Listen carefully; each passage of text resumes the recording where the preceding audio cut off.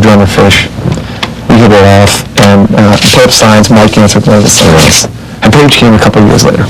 Yeah. So and then who was it? There was one that sort of found religion and went off, and that was Jeff Holdsworth. Right. Was a part of the beginning. He was in the first Phish. There were four of us for the first couple of years. Page saw us actually at a concert and liked the band and wanted to jump on. Yeah. When did you know that this had something, that this worked? Well, honestly, and this is the truth, the first time Mike and I played together was pretty groundbreaking. I remember it, every note of it. We were in a little room and we were playing, and we just connected. Had it. Yeah. Right. I remember the song. It wasn't a song; it was just a two-chord jam. But yeah. And now, when you decide to break up, Mike is the one guy who good for him. Who dissented. Good for him. And it's hard because I love playing with Mike. Mike is an utterly unique human being and an incredible bass player. He's not like other bass players. So even when I say bass player, there's hesitancy in my voice because it's not even really like that. We play together. And it's going to be something I miss. What was it you had? Obviously there are all things that are obvious about you, and I want to talk about the relationship with the Grateful Dead in terms of how you see that comparison in a moment. But what was it you had? You had, one, the fact that it was live and you were essentially a touring band. Mm-hmm. You had the fact that no night was the same. Yeah. There were always a different set list, and there were always improvisation within the body of those songs. Right. One musician responds to another, takes it somewhere, the other musician responds. It's like a ball going back and forth, and everybody enhances, puts his own variation. That made it unique. Yep. What else? I think what made Phish unique, this is my theory, and I think the other guys might chime in together on this one, there was so much composed music at the beginning. Yeah. And that's why I say if you go back to the first album and listen to it, it's Phone, Divided Sky, You Enjoy Myself, Fluffhead, David Bowie, everything I just listed are 8-minute long, heavily composed, like atonal fugues. So what would happen is that we would play these very complicated pieces and then improvise. And what I found was that the improvisation was bent because of the fact that we had just coexisted within music that was very tightly composed. So we were used to being, if you play a 4-part fugue, which we did a number of them, with 2 hands of the piano playing the lines, me playing the melody and Mike playing the bass line, where everything's interwoven. When we improvised, our improvisation was changing keys and going together like a snake. And I think it made it a little bit unique to my ear. From other bands I had sort of jammed with, usually you got a band kind of strumming along and one guy playing a solo. This was not really solos at all, and it really went far. At which point we liked it so much that we began to do exercises. We would rehearse improvisation for hours. Yeah. And how was that? That was incredible. I liked band practice better than performance? Yeah. Did you really? My memory of band practice is the thing I'll miss the most. And maybe that's part of the reason why we don't practice anymore. We haven't practiced. We can't. It's just you haven't practiced since before the hiatus, probably. Maybe for like a day. No practice since before the hiatus? No. We don't even practice before tours anymore. We just go meet up. Well, I think we have some problem right here. Yeah. Well, and no one can. It's just not going to happen. Somebody asked me the other day, when are you going to write another Gaiuti for Phish? It was Jesse Jarno from Rolling Stone asked me that. I said, I'm not.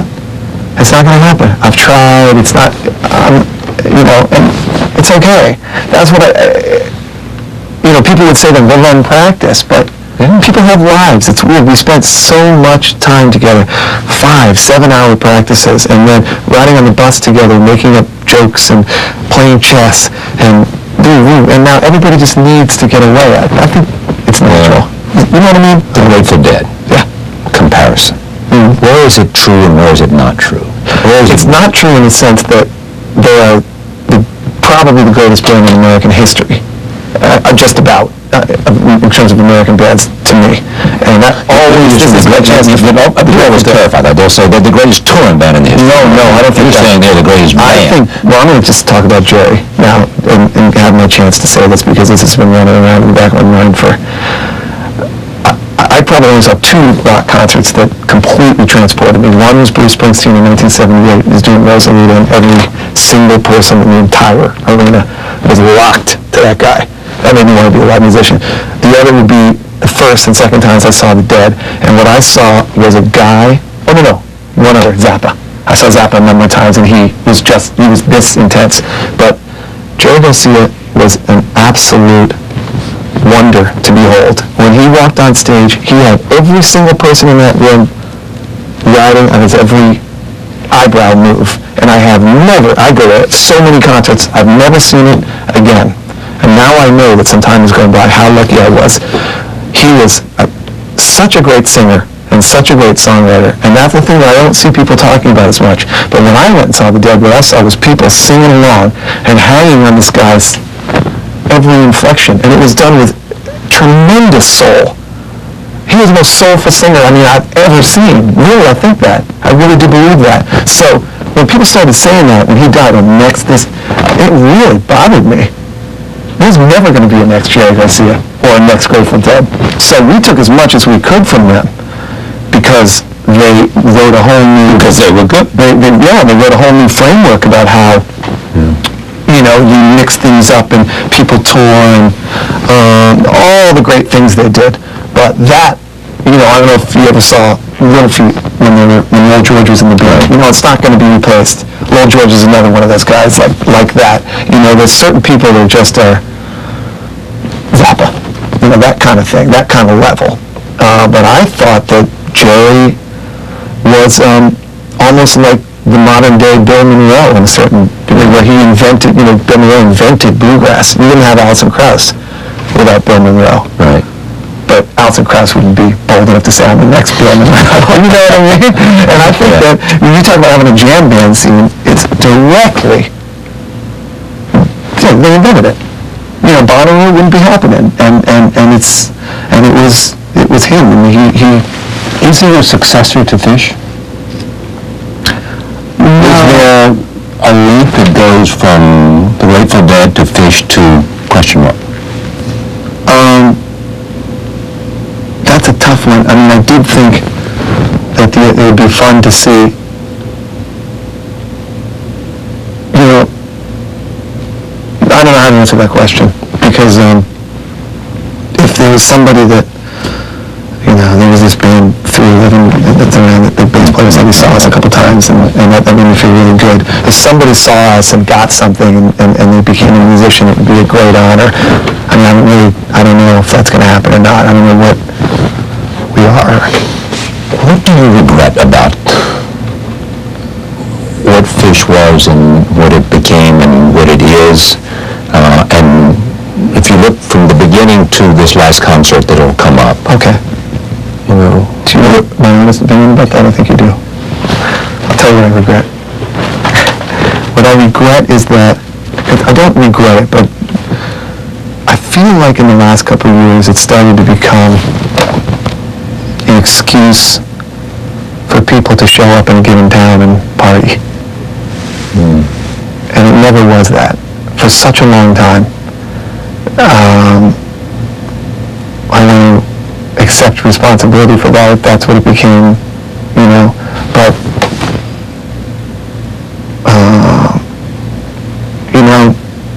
that's just not right to me, really, that the reason we'd be playing in Vegas for 3 nights is because Vegas is a fun place to party, and if we're playing there, everybody can go hang out in a hotel room,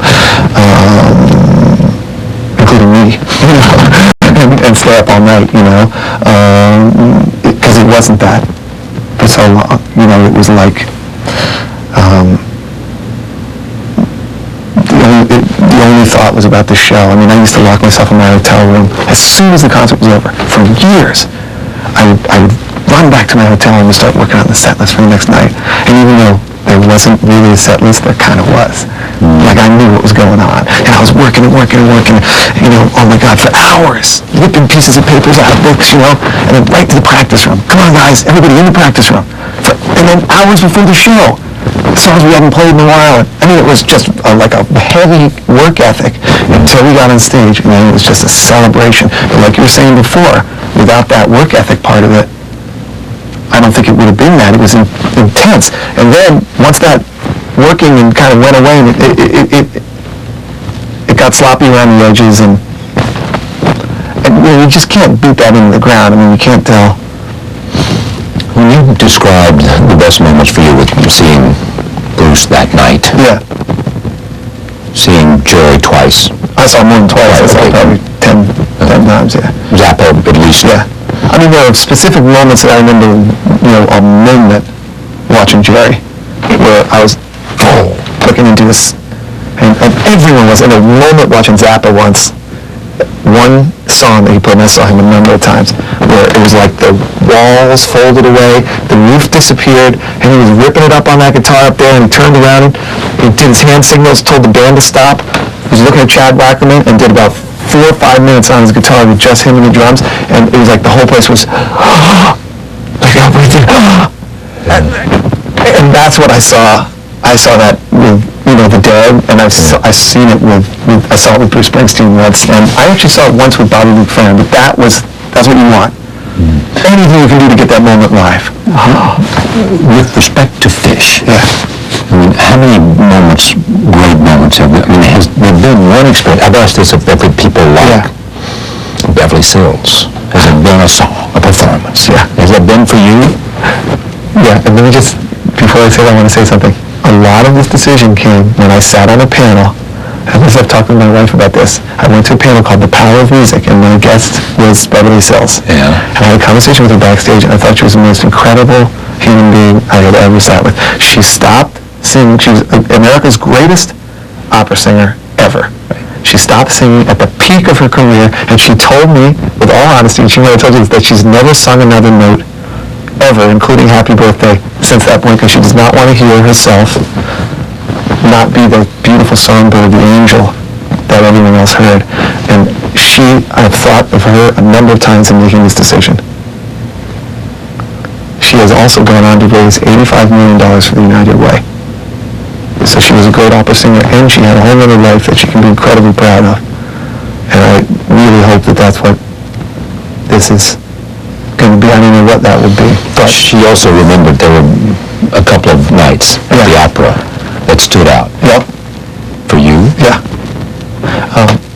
Big Cypress, the night we played all night, was... Yeah. It's just... I don't even know what to say. And it was beyond... It was like a weird dream, and it just kept going on. We played for about 4.5 straight hours, maybe 5, and then all of a sudden, there was like a big door open. We got tired, and in the tiredness, all of your judgment, this is good, this is bad, went away, and it just became like music. I could feel like the air going in and out of my nose, and it was 80,000 people. And then the sun came up. Oh, it was just... So that, and I got to point to one other night. We were at the UIC Pavilion in Chicago, and we were playing Divided Sky, and we got down to this quiet part where it gets silent. And we're getting quieter and quieter, and then it became silence. And I had my eyes closed, and I could feel the crowd, and I started to, because improvising is, you're trying to translate what's out there already, the greater pattern of things, and sometimes it feels like it's coming through a hole, and you couldn't play a wrong note if you tried, you're just floating. And at that moment, you're in the middle of it, and I started to see these colors, like, I'm not kidding, floating around the room, and I realized that I could almost, it was silent, but I could see what we were translating. And as soon as I could see them, I started improvising, but I didn't play anything. I did everything in the course of improvisation except the actual notes, and as soon as I did it, the whole place erupted. It was like, and just tears started rolling down my face. And it was at that moment that I knew that it was truly bigger than me. You know what I mean? And that, it was, there are probably a lot of moments like that, but those two just come to mind. It was amazing. Amazing journey. Oh, so great. I want to thank this one group of people. There were like 5 or 6 friends that danced in front of Paige for like years. Okay? Okay. One of them was and I don't remember the names, but maybe I'm supposed to know, but they never really bugged me or anything. They were just great. One of them was a sort of lean woman with short, dark hair. Group of friends. They were there for years. Just part of our fixture. And I always saw them.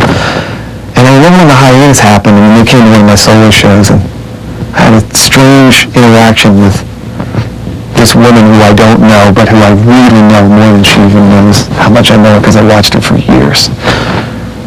And then I don't think I saw them anymore when we came back. And throughout all this, I wondered what they thought when they heard we were stopping. And I had this deep-held belief that they think it's right. I really want to believe that because they were so connected without ever talking to us. They just must think it's right. I want to bump into them in the street and say, You want to hear from them? You want to hear from them? I do, because I do love the people in the audience. So what do you do now? Does the solo career continue? Yeah. Of course. Yeah. So you've got the album here.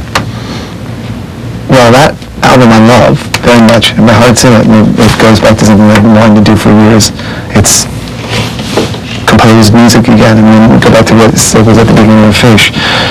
All the way through, a lot of it was that, more than some people, and people who know the band understand that, but people outside think there's a lot of this jam band improvisation thing. I mean, really an enormous part of Phish was heavily composed, charted out, and I like doing that. I like counting point, and so it's kind of been growing. I have a 10-piece band, and I know it's up to 65, and it's something that I enjoy, and I would love to keep doing to some degree. Undermine is. Thank you for coming here this evening. It's a pleasure. Thank you. Much success. Thanks a lot. I really want to hear from people who say to you, I understand. Yeah. Thank you.